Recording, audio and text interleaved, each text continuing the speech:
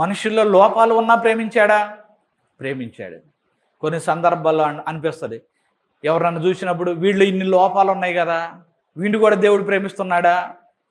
అవును, ఆయన అందరినీ ప్రేమిస్తూ ఉన్నాడు. మీకు చక్కని ఉదాహరణ చెప్పాలంటే, ఒక కుటుంబంలో 2 బిడ్డలు ఉంటారు.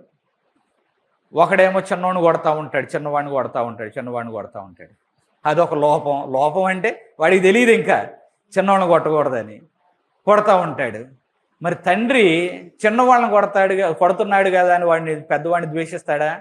ద్వేషించడు. ఇద్దరు నా బిడ్డలే అనుకుంటాడు, ఇద్దరు నా బిడ్డలే. అలాగే మనలో కూడా కొన్ని లోపాలు ఉంటాయి. లోపములు ఉన్నంత మాత్రాన ఆయన నిన్ను ద్వేషిస్తున్నాడు అని అనుకోవడానికి వీలు లేదు. కానీ ఆ లోపాలను తీసివేసుకోవాలి. లోపములను తీసివేసుకున్నప్పుడు దేవుడు నిన్ను ఇష్టపడతాడు, పరలోక రాజ్యంలో నీకు మంచి స్థితిని ఇస్తాడు. కానీ మనిషిలో ప్రతి ఒక్కరిలోనూ కూడా ఏదో ఒక లోపం ఉంటుంది. అయినా కానీ దేవుడు వారిని ప్రేమిస్తున్నాడు. కానీ వారి లోపాలను ప్రేమిస్తున్నాడా దేవుడు? వారి లోపాలను ప్రేమించటం అనగా వారి పాపమును ప్రేమించటం లేదు, కానీ పాపిని మాత్రం ఆయన ప్రేమిస్తూనే ఉన్నాడు, మనుష్యుని ప్రేమిస్తూనే ఉన్నాడు. కనుకనే ఆనాడు అనాథలుగా వారిని బయటకు పంపించేసిన దేవుడు శరీరధారి అయి ఈ లోకానికి వచ్చిన తరువాత శిష్యులతో ఆయన చెబుతున్న మాట ఏమిటంటే, నేను మిమ్ములను అనాథలుగా విడవను. హల్లెలూయా.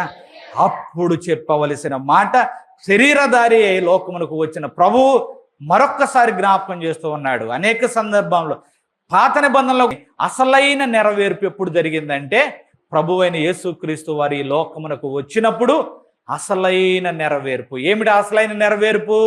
నేను మిమ్ములను అనాథలుగా విడువను. అంతేకాకుండా పై వచనాల్లో చూస్తే, ఇదిగో నేను మీకు స్థలములను సిద్ధపరచ వెళుతున్నాను, నేను మరలా వచ్చి నేను మిమ్మలను తీసుకుని వెళతాను. హల్లెలూయా. 3వ వచనం చదువుతారా ఒకసారి? 14వ అధ్యాయం 3వ వచనం.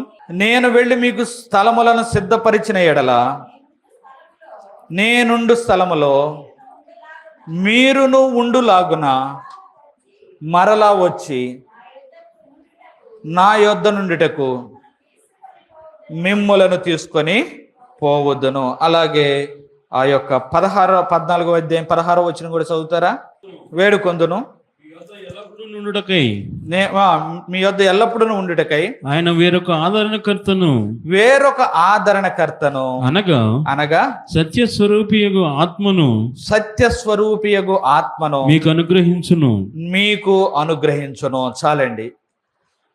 వీళ్ళు కలవరపడిపోతున్నారని, వీళ్ళంతా కలవరం చెందుతూ ఉన్నారని ప్రభువు ఒక 2 మాటలు చెప్పాడు. 2 మాటలు వాగ్దానములు. ఏమిటంటే, నేను మరలా తిరిగి వస్తాను. 3వ వచనంలో కనిపిస్తుంది. నేను మిమ్మల్ని అనాథలుగా విడిచిపెట్టను. మొదటి మాట మనం చూసాం, అనాథలుగా విడిచిపెట్టను. అదే సమయంలో నేను మీకు ఒక 2 మాటలు చెబుతున్నాను. ఏమిటంటే, మొదటిగా నేను మరలా తిరిగి వస్తాను. నేను తిరిగి వచ్చే అంతవరకు కూడా మీ యొద్ద నేను ఒక ఆదరణకర్తను ఉంచెదను, ఆదరణకర్తను మీ యొద్దకు పంపించేదను. హల్లెలూయా. ఆ ఆదరణకర్త ఎవరు? ఆత్మస్వరూపి, లేకపోతే సత్యస్వరూపియగు ఆత్మ, పరిశుద్ధాత్మ మీ మధ్యకు వచ్చి ఎల్లప్పుడూ కూడా మీతో కూడా ఉంటుంది, మీకు ఆదరణ కలగజేస్తుంది. హల్లెలూయా, హల్లెలూయా, హల్లెలూయా. ఇందాక మీతో ఒక మాట చెప్పా, అసలైన నెరవేర్పు ప్రభువైన యేసుక్రీస్తు ద్వారా జరిగిందని చెప్పాను కదా. పాత నిబంధనలో చూడండి, యెహోవా ఆత్మ కొంతమంది మీదకే వస్తున్నట్లుగా అనిపిస్తుంది మనకు. సౌలు మీదకు వచ్చింది, అలా కొంతమంది మీదకు మాత్రమే చూస్తాం, సంసోను మీదకు. కానీ ప్రజలందరి మీదకు దిగి వచ్చిందా అంటే పాత నిబంధనలో లేదు. కానీ క్రొత్త నిబంధనలో మనకి ఇవ్వబడిన గొప్ప ఆధిక్యత, ధన్యత ఏమిటంటే, దేవుని యొక్క ఆత్మ ఆదరణకర్త మన అందరికీ ఇవ్వబడ్డాడు. హల్లెలూయా. మన అందరికీ కూడా ఒక ఆదరణకర్త ఇవ్వబడ్డాడు. కనుక నీవును నేను దుఃఖించవలసిన అవసరం లేదు. నీవును నేను మాకు ఎవరు లేరు అని అనుకోవలసిన పని లేదు. మనకు కొన్ని సందర్భాల్లో అనిపిస్తుంది, మాకెవరున్నారయ్యా, మాకెవరు తోడయ్యా, మమ్మలను ఎవరు ఆదరిస్తారయ్యా, మమ్మలను ఎవరు కరుణిస్తారయ్యా, మేము ఏ పాటి వారమయ్యా, మా జీవితంలో ఏ పాటివయ్యా, మేము ఎంతటి వారమయ్యా అని చాలా సందర్భాల్లో మనము అనుకుంటాం. కానీ ప్రభువు చెబుతున్న మాట, ఎవరో కాదు, నేనే మీతో కూడా ఉంటా, ఆదరణకర్త అయిన సత్యస్వరూపియగు ఆత్మను మీ మధ్యకు నేను పంపించేదను. హల్లెలూయా. పంపించాడా లేదా? ఆయన పంపించాడు. అపోస్తులు చదవద్దు కానీ అపోస్తుల కార్యములు 2వ అధ్యాయంలోనికి వచ్చేసరికి నిజముగానే ఆదరణకర్తను పంపించాడు. 2వ అధ్యాయంలో మనం చూస్తే వారు ఆ మేడ గది మీద ఉండి అందరూ ఏక మనస్కులై ప్రార్థన చేస్తూ ఉన్నప్పుడు చదువుతారా? చదవండి. అందరూ ఒక చోటు కూడి ఉండిరి. అప్పుడు వేగముగా వీచు బలమైన గాలి వంటి ఒక ధ్వని ఆకాశము నుండి అకస్మాత్తుగా వారు కూర్చుండి ఉన్న ఇల్లంతయు నిండెను. మరియు అగ్ని జ్వాలల వంటి నాలుకలు విభాగింపబడినట్లుగా వారికి కనబడి వారిలో ఒక్కొక్కని మీద అనగా అందరూ పరిశుద్ధాత్మతో నిండిన వారై అందరూ పరిశుద్ధాత్మతో నిండిన వారై ఆత్మ వారికి వాక్ శక్తిని అనుగ్రహించిన కొలది అన్య భాషలతో మాట్లాడసాగిరి. హల్లెలూయా.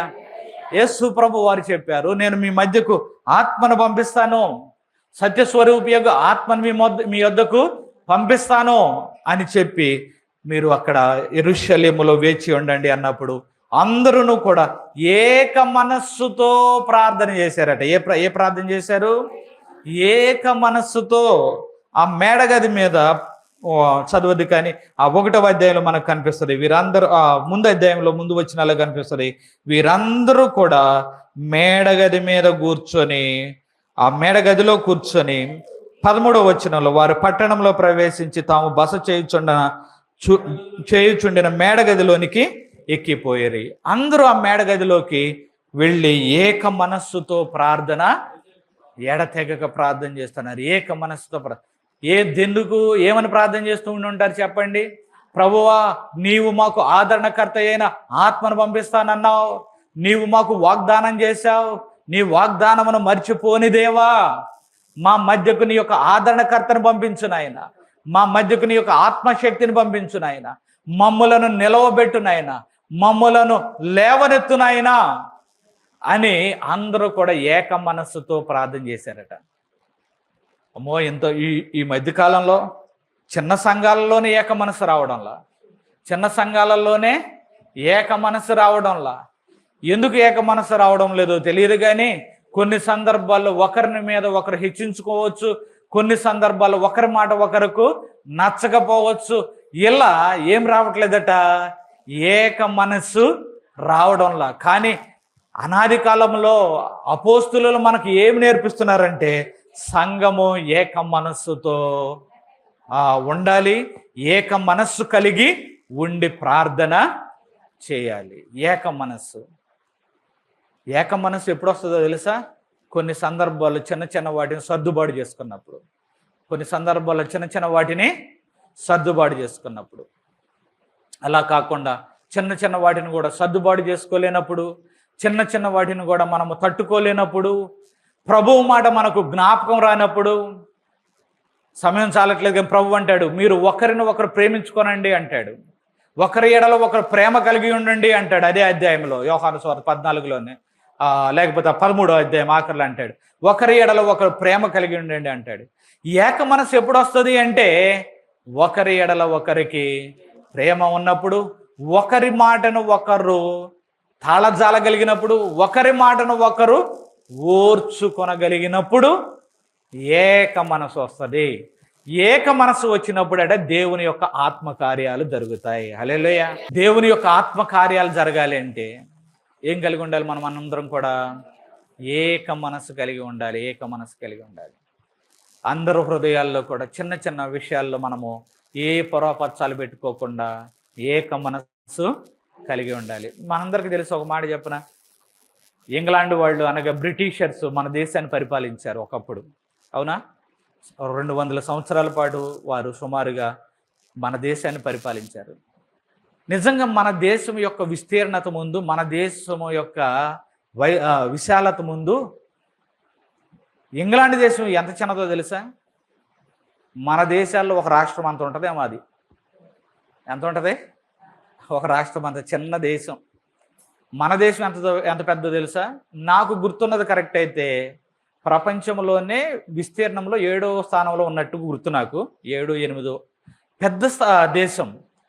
194, 197 కరెక్ట్గా సంఖ్యలు గుర్తులేవు, కానీ సుమారుగా 194, 197 దేశాల్లో మన దేశము స్థానం ఎంత తెలుసా? 7వ స్థానం. అంటే మనకన్నా చిన్న చిన్న దేశాలు సుమారుగా ఒక 180 పైకే ఉన్నాయి.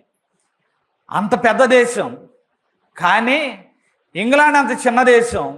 కానీ మన దేశాన్ని పట్టుకొని వాళ్ళు 100 సంవత్సరాలు పరిపాలించారు. 100 సంవత్సరాలు పరిపాలించారు. ఎందుకు పరిపాలించారు? వారు చేసినది ఏంటంటే, మన దేశానికి వచ్చినప్పుడు వారు ఏం చేశారో తెలుసా? మన దేశంలో ఒక్కొక్క ప్రాంతంలో ఉన్న ఒక్కొక్క రాజును ఏం చేశారు? విడగొట్టేశారు. విడగొట్టేసి ఇదిగో విభజించు పాలించు అనే ఒక నియమాన్ని పెట్టుకొని విభజించేసి, ఎంత పెద్ద దేశం, ఎంతమంది ఉన్నా మనలో వాళ్ళకే గొడవలు పెట్టేసి చివరకు దేశాన్ని ఆక్రమించేశారు వాళ్ళు. ఈ మాట ఎందుకు చెప్తున్నానంటే, సాతానుడు కూడా అంతే. సంఘములోనే తగులు పెట్టేసి, సంఘములోనే మనిషికి మధ్య భేదాలు పెట్టేసేసి సంఘాన్ని విభజించేసి పరిపాలించేస్తాడు. ఎవరిని పరిపాలిస్తాడు తెలుసా? మనల్ని పరిపాలించేస్తాడు. ఆ మాట అంటే నువ్వు పడాలేంటి? పద ఇంటికి. ఎందుకనో నాకు చాలా విచిత్రంగా అనిపిస్తుంది. ప్రభువు చెప్పిందేమో ప్రేమను గురించి, తన జీవితకాలం అంతా చెప్పిందేమో ప్రేమను గురించి. ప్రేమను కలిగి ఉండేటకు ప్రయాసపడు అని దేవుని యొక్క వాక్యం చెబుతానే ఉంది. మనం ఏదైనా చేయగలుగుతున్నాం, కానీ అక్కడే ఫెయిల్ అయిపోతున్నాం. ఎక్కడ ఫెయిల్ అయిపోతున్నాం? ఒకరి ఎడల ఒకరికి ప్రేమ, ఒకరిని ఒకరు తాళజాలటం, చిన్న చిన్న విషయాలు ఇక్కడే ఫెయిల్ అయిపోతున్నాం. ఈ చిన్న చిన్న విషయాలే పెద్దవై సాతానుడు మనలను ఆక్రమించుకొని సంఘములను పాడు చేస్తున్నాడు, వ్యక్తిగత జీవితాలను కూడా వాడు పాడు చేస్తూ ఉన్నాడు. ఎందుకు చెబుతున్నానంటే ఈ మాట, మేడగదిలోనట వారందరూ ఏక మనస్సుతో ప్రార్థన చేశారు. హల్లెలూయా. ఏక మనస్సుతో ఎప్పుడైతే ప్రార్థన చేశారో ప్రభువైన యేసుక్రీస్తు వారు ఇచ్చిన వాగ్దానము నెరవేరింది. ఏమిటా వాగ్దానం? ఆదరణకర్త అయిన ఆత్మను నేను మీ మధ్యకు పంపిస్తాను. హల్లెలూయా. పంపిస్తాను అన్నాడు, పంపించాడు. అప్పుడు ఎప్పుడైతే ఏక మనస్సుతో ఉన్నారో ఆత్మ వచ్చిందో, ఇప్పుడు యాకోబుకు, యోహానుకు, పేతురుకు, అంద్రేకి ఇచ్చాడు ఒక మాట. ఏమిటో తెలుసా? మనుషులను పట్టు జాలర్లుగా నేను మిమ్మలను చేసేదను అన్నాడు కదా. ఆ వాగ్దానం కూడా నెరవేరింది. హల్లెలూయా. ఆ వాగ్దానము కూడా నెరవేరింది అనే విషయాన్ని మనం ఎక్కడ చూస్తామంటే, అపోస్తుల కార్యములు 2వ అధ్యాయం 41వ వచనంలో చూస్తే, కాబట్టి అతని వాక్యం అంగీకరించిన వారు బాప్తిస్మం పొందిరి. ఆ దినమందు ఇంచుమించు 3,000 మంది చేర్చబడిరి. ఇంచుమించు 3,000 మంది చేర్చబడిరి. పై వచనాలు మనకు అర్థమవుతుంది. పేతురు ప్రసంగం చేశాడు, పేతురు మాట్లాడాడు. 14వ వచనంలో చదవద్దులేండి. ఆ పేతురు 11 కూడా లేచి నిలిచి బిగ్గరగా వారితో ఇట్లా నేను చదవద్దులేండి. అయితే పేతురు ప్రసంగం చేస్తే ఆఖరిలోకి వచ్చేసరికి మనకు అర్థమవుతుంది ఎంతమంది రక్షించబడ్డారట? 3,000 మంది దేవుని యొక్క సంఘములో చేర్చబడ్డారు. 3,000 మంది. ఇప్పుడు జ్ఞాపకం చేసుకోనండి, మార్కు సువార్త 1:17 ప్రభు ఏమన్నాడు? నేను మిమ్మలను మనుషులను పట్టు జాలర్లుగా చేస్తాను అని చెప్పాడు కదా. ఇదిగో ఆ వాగ్దానము ప్రభువు తర్వాత వారు ఏక మనస్సుతో ప్రార్థన చేసినప్పుడు ఆ వాగ్దానమును నెరవేర్చాడు. హల్లెలూయా. ఒకప్పుడు చేపలు పట్టుకొని జీవించిన వీళ్ళు, ఒకప్పుడు సమాజంలో సరైన స్థానము లేని వీరు, ఇప్పుడు వారు నోటి మాట, వారు ప్రసంగం చేస్తూ ఉంటేనే, వారు మాట్లాడుతూ ఉంటేనే 3,000 మంది సంఘములో చేర్చబడ్డారు. హల్లెలూయా. హల్లెలూయా. ఇప్పుడు మొదటి వాగ్దానం నెరవేర్చబడింది. ఏమిటది? ఇదిగో నేను మిమ్మల్ని అనాథలుగా విడువను, ఆదరణకర్తను నేను మీ మధ్యకు పంపిస్తాను. ఇప్పుడు మనం అందరం కూడా మొదటి స్టేజ్లో ఉన్నాం. ఏ స్టేజ్ అది? మొదటి వాగ్దానపు స్టేజ్లో, అనగా ఆదరణకర్త అయిన ఆత్మను మనము పొందుకున్నాం. ఇక రెండవ వాగ్దానం మిగిలింది. ఏమిటో తెలుసా? ఏమిటది? ఆయన నేను మరలా మీ వద్దకు వచ్చేదను, ఒత్తును, నేను ఉండే స్థలమునకు నేను మిమ్ములను కూడా తీసుకొని వెళ్ళేదను, అక్కడ మీకు అనేక స్థలములను నేను సిద్ధపరుస్తూ ఉన్నాను, నేను మిమ్ములను సదాకాలము నాతో కూడా మీరు ఉండేదరో. హల్లెలూయా. ఇప్పుడు రెండవ వాగ్దానం నెరవేర్పు కొరకు ఎదురు చూస్తూ ఉన్నాం. మొదట అనాది కాలంలో దేవుడు విడిచిపెట్టాడు, కానీ ఇప్పుడు ప్రభువారు ఈ లోకమును విడిచి వెళ్ళేటప్పుడు రెండు వాగ్దానాలు చేశాడు. ఏమిటంటే, ఆదరణకర్తను మీ మధ్య పంపిస్తాను, ఇదిగో నేను సిలువలో నా యొక్క త్యాగమును చేసి ఇదిగో మీ ఎడల నేను ఇచ్చిన వాగ్దానములను నెరవేరుస్తాను అని చెప్పి ఆయన సిలువ మీదకు వెళ్ళి మన పాపములను కొట్టివేసి, ఏ పాపములను? అనాది కాలములో ఆదాము చేసిన పాపములను మొదలుకొని నేడు మనము చేసిన పాపముల వరకును ఆయన కొట్టివేసి మొదటి వాగ్దానమును ఆయన మనకు దయచేశాడు. హల్లెలూయా.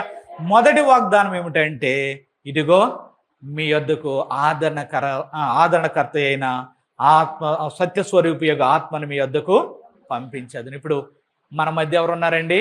సత్యస్వరూపియగు ఆత్మ. హల్లెలూయా. నమ్ముతున్నారా? హల్లెలూయా. ఒకసారి హల్లెలూయా చేద్దామా? హల్లెలూయా. దేవుడు మన మధ్యన ఉన్నాడు, ఆయన యొక్క ఆత్మ మన మధ్యన ఉన్నది. నా ఆత్మ మీ మధ్యన ఉన్నది కనుక భయపడకుడి అనే మాట మనం చూస్తాం. ప్రవక్తలు చెప్పిన మాట నిజమే. నీవు నేను భయపడని అవసరం లేదు. భయములు కలగవచ్చేమో, కానీ ఇదిగో నీ ప్రక్కనే ఆదరణకర్తగా ఉన్న ప్రభువును నిత్యమును ప్రార్థన చేయి. నిత్యమును అడుగు. ఏ భయములోంచి నువ్వు వెళుతున్నావో నిత్యమును అడుగు. భయములోంచి ప్రతి భక్తుడు వెళ్ళాడు. ఏలియా వెళ్ళలేదా? ఏలియాదైతే చాలా ఆశ్చర్యం అనిపిస్తుంది. అప్పుడే ఆకాశం నుంచి అగ్నిని దింపాడు, కానీ యెజబెలేదు అందని చెప్పేసి బదరి వృక్షం కింద కూర్చొని మరణాపేక్ష కలిగిన వాడే ఇక చాలులే ప్రభువా అని ప్రార్థన చేశాడు. కానీ ఇదిగో భయాలు వస్తాయి, కానీ భయములో నుంచి విడిపించి విజయాలను కూడా దేవుడే మనకు దయచేస్తాడు. హల్లెలూయా. ఇప్పుడు రెండవ వాగ్దానం ఏమిటంటే, ఆయన మరలా రాబోతూ ఉన్నాడు. ఆయన వచ్చినప్పుడు ఇదిగో ఆర్భాటముతోను ప్రధాన దూత శబ్దముతోను ఆయన మధ్యాకాశమునకు వచ్చినప్పుడు నీవు నేను ఆయన ఎదుర్కొనడానికి సిద్ధపడి వెళ్ళాలి. హల్లెలూయా. సిద్ధపడుతున్నావా? ఈ లోకము ఎంతకాలం ఉంటుంది మనకు తెలియదు. ఈ లోకము శాశ్వత కాలము కానే కాదు. శాశ్వత లోకము శాశ్వత రాజ్యము కానే కాదు. శాశ్వత లోకము శాశ్వత రాజ్యము పరలోకములో మన కొరకు ఉన్నది. హల్లెలూయా.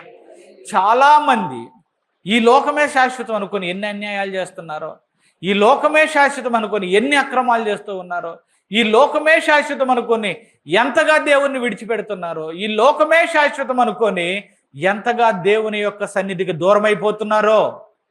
కానీ జ్ఞాపకం ఉంచుకోనండి, ఇది శాశ్వతమైన లోకము కానే కాదు. ఎంత సంపాదించినా, ఎంత మంచి స్థితికి వెళ్ళినా, ఎంత శాసించే అధికారం నీకు ఉన్న ఒక రోజున సమస్తమును కూడా మనము విడిచిపెట్టి వెళ్ళాల్సిందే. కాబట్టి శాశ్వత రాజ్యము కొరకు నీవు నేను పాటుపడాలి. శాశ్వత రాజ్యము కొరకు నీవు నేను ఎదురు చూడాలి అంటే ఏం చేయాలండి? మనము మంచి భక్తిని చేయాలి. ఎలాంటి భక్తిని చేయాలట? మంచి భక్తిని చేయాలి. యుగ సమాప్తి నందు ఆయన వచ్చినప్పుడు కోతను కోసాట. మత్తయి సువార్త 13వ అధ్యాయంలో కనిపిస్తే ఈ మాటలు మనం చదవద్దు, కానీ ఆయన ఏం చేస్తాడంటే గురుగులను కట్టలు కట్టి కాల్చి పారవేస్తాడు. గోధుమలనేమో ఆయన యొక్క కొట్లలోనికి నింపుతాడు. కనుక మంచి గోధుమలలాగా మనము కూడా ఉండాలి, మార్చబడాలి. గురుగుల్లాగా ఉన్నామనుకోండి, గురుగుల్లాంటి పరిస్థితులు మనలో ఉన్నాయనుకోండి. గురువిందను చూసారా మీరు చిన్నప్పుడు ఎప్పుడైనా? ఇప్పుడు కనపడటం లేదు, కానీ ఎలా ఉంటుంది? పైన చూస్తే ఎర్రగా ఎంత అందంగా కనిపిస్తుందో, అబ్బా ఎంత అందంగా ఉంది అని అనుకునే లోపేట దిప్పి చూస్తే కింద ఎలా ఉంటుంది, నల్లగా ఉంటుంది కదా. కాబట్టి అక్కడ యేసు ప్రభు వారు 13వ అధ్యాయంలో అంటాడు, చూద్దాము ఒక్క మాట లేకపోతే 30వ వచనం, 13వ అధ్యాయం 30.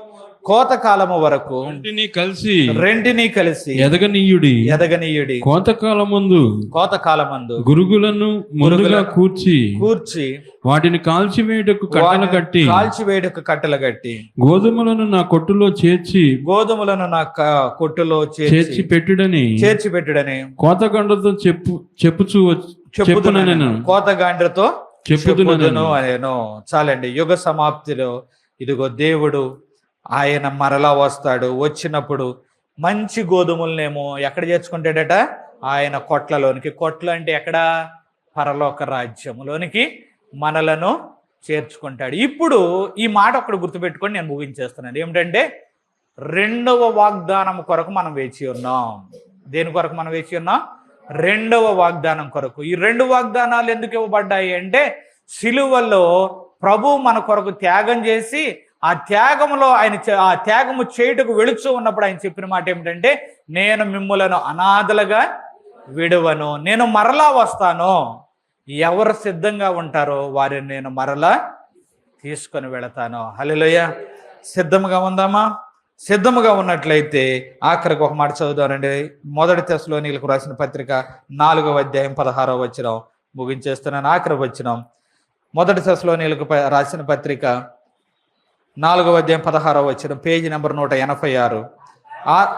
ఆర్భాటముతోను ప్రధాన దూత శబ్దముతోను దేవుని బోరతోను పరలోకము నుండి ప్రభువు దిగివచ్చును. క్రీస్తునందుండి మృతులైన వారు మొదట లేతురు. ఆ మీదట సజీవులమై నిలిచియుండు మనము వారితో కూడా ఏకముగా ప్రభువును ఎదుర్కొనుటకు ఆకాశ మండలమునకు మేఘముల మీద కొనిపోబడుదుము. కాగా మనము సదాకాలము ప్రభువుతో కూడా ఉందుము. హల్లెలూయా. ఇందాక మనం చదివాం కదా, యోహాను సువార్త 14వ అధ్యాయంలో, నేను మరలా వస్తాను, నేను మరలా మిమ్ములను తీసుకొని వెళతాను, మీకు ఆదరణకర్తను పంపిస్తాను. మొదటి వాగ్దానం నెరవేరింది. రెండవ వాగ్దానం కొరకు మనము ఎదురు చూస్తూ ఉన్నాం. ఆ యొక్క లోకములో ఏడుపు ఉండదు, దుఃఖం ఉండదు, ఏడుపు ఉండదు, ఏమీ ఉండదు, ఏ బాధ ఉండదు. ప్రతి వాని యొక్క కన్నుల నుండి ప్రతి బాష్ప బిందువు కూడా తుడిచివేయబడుతుంది. హల్లెలూయా.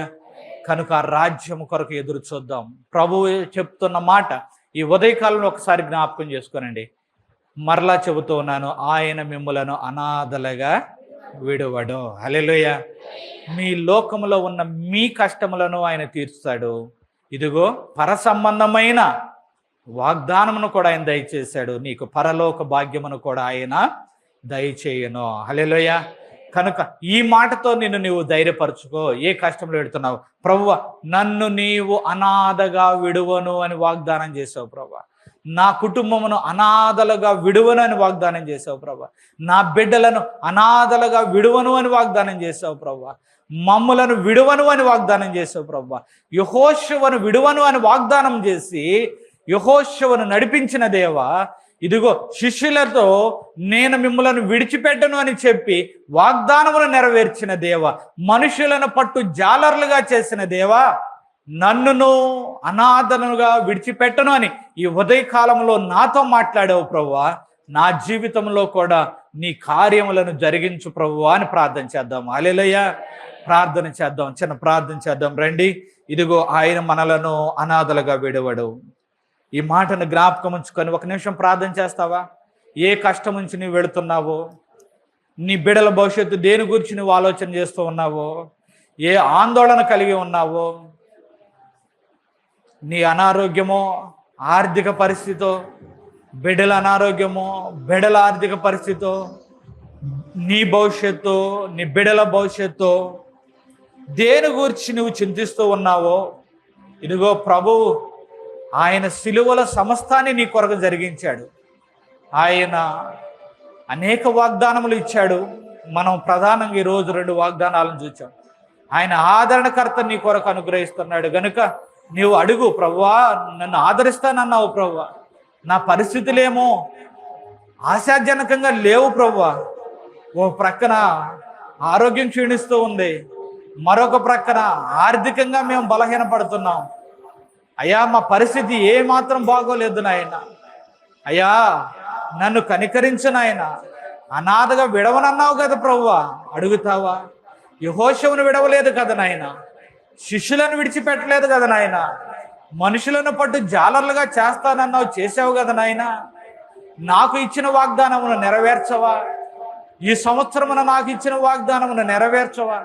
నా జీవిత కాలంలో నాకు ఇచ్చిన వాగ్దానమును నెరవేర్చవా అని చిన్న ప్రార్థన చేస్తావా?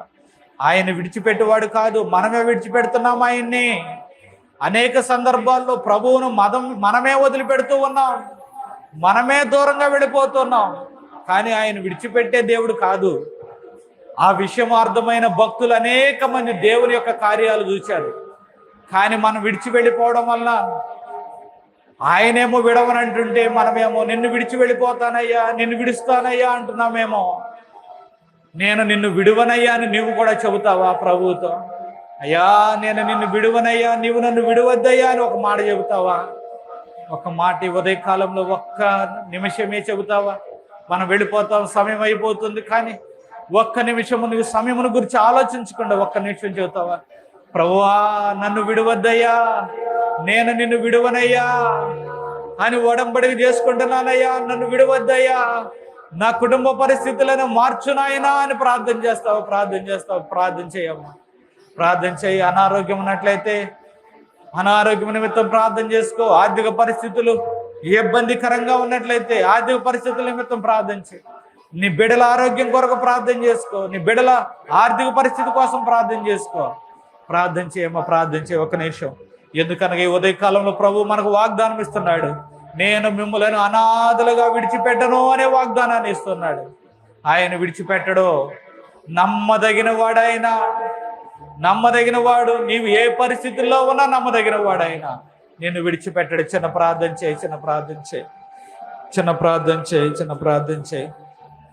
ఏకీభవించండి. నేను కూడా చిన్న ప్రార్థన చేస్తా. సర్వ సృష్టికి ఆధారణ కాడబూతులు అయిన ప్రభువా, మహోన్నతుడైన తండ్రి, మీ ఘనమైన పాదములకు వందనాలు ఆయన. ఈ ఉదయ కాలంలో తండ్రి, నేను మిమ్ములను అనాథలుగా విడువను అని నాయన మీరు చేసిన వాగ్దానమును మేము ధ్యానం చేశాం నాయన. మీరు సిలువ మీదకు వెళ్ళబోయే ముందు అయ్యా శిష్యులను పిలిచి, అబ్బాయి నేను వెళ్ళిపోతున్నాను, ఇదిగో శిష్యులారా, పిల్లలారా, నేను మిమ్మల్ని విడిచిపెడుతున్నాను అని చెప్పినప్పుడు నాయన వారు ఎంతో కలవరపడ్డారు నాయన, ఎంతో కలవరపడ్డారు.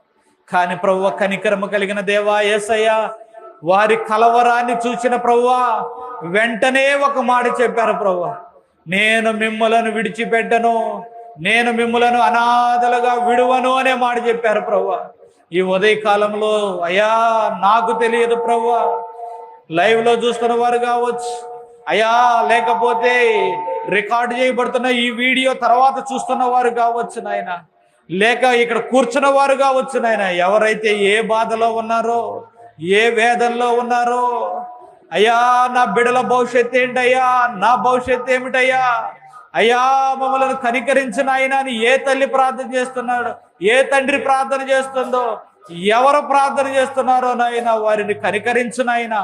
అనాథలుగా విడిచిపెట్టొద్దు నాయన. యెహోషువను విడిచిపెట్టలా, శిష్యులను మీరు విడిచిపెట్టలా నాయన, మమ్ములను మీరు విడిచిపెట్టరని మేము నమ్ముతున్నాం ప్రభా. మొదటి వాగ్దానము శిష్యులకు నెరవేరింది, మాకును నెరవేరింది. ఆదరణకర్త అయిన ఆత్మ మాలోనే నివసించుచు మమ్మలను బలపరుస్తూ ఉన్నాడు నాయన. ప్రభువైన యేసు క్రీస్తు పుణ్యనామంలో వేడుకొనుచున్నాము తండ్రి. ఆమేన్.